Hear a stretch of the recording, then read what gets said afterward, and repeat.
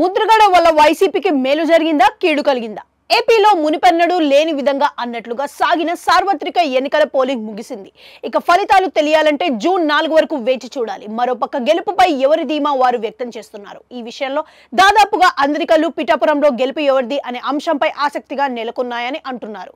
ఈ సమయంలో ముద్రగడ పద్మనాభానికి సంబంధించి ఓ చర్చ తెరపైకి వచ్చింది. అవును, ఏపీలో టీడీపీ, జనసేన, బీజేపీ కూటమిగా కలిసి పోటీ చేసిన సంగతి తెలిసిందే. వాస్తవానికి ఎస్సీ, ఎస్టీ, క్రిస్టియన్, ముస్లింలు పూర్తిగా జగన్ వైపు ఉన్నారని, బీసీలు, రెడ్లు సగం సగం మాత్రమే ఫ్యాన్స్ కు ఫేవర్ గా పనిచేశారని ఓ చర్చ నడిచింది. దీంతో కమ్మ కులస్తులు పూర్తిగా, బీసీలు సుమారుగా సగం మంది మాత్రమే కూటమికి అనుకూలంగా రియాక్ట్ అయ్యారనే మాటలు వినిపించాయి. ఈ సమయంలో కాపుల ఓట్లు అత్యంత కీలకంగా మారాయి.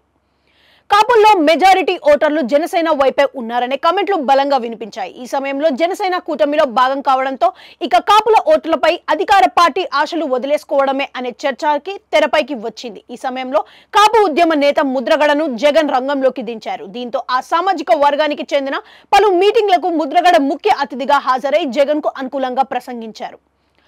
వాస్తవానికి మిగిలిన ప్రాంతాలతో పోలిస్తే ముద్రగడను అసలైన టాస్క్ పిఠాపురంలో పవన్ ఓటమికి కారణం అవ్వడం. అయితే ఈ విషయంలో ముద్రగడ చేసిన కొన్ని అతి వ్యాఖ్యలు పవన్ కు అనుకూలంగా మారాయనే చర్చ ఎన్నికల వేళ బలంగా వినిపించింది. ఇందులో భాగంగా వృద్ధులు, మహిళలు కాస్త ముద్రగడ అభిప్రాయంతో ఏకీభవించినట్లు కనిపించినా ప్రధానంగా యువత మాత్రం ముద్రగడ వ్యాఖ్యలను సీరియస్ గా తీసుకుంది.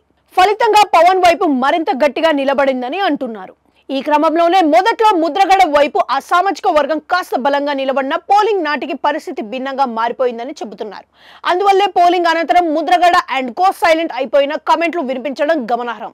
మరి జగన్ ఆశించినట్లు నిజంగా ముద్రగడ వైసీపీకి బలంగా మారారా, లేక ఆయన ఎంట్రీ వల్ల అసలుకే ఎసరొచ్చిందా అనేది తెలియాలంటే జూన్ 4 వరకు వేచి చూడాల్సిందే.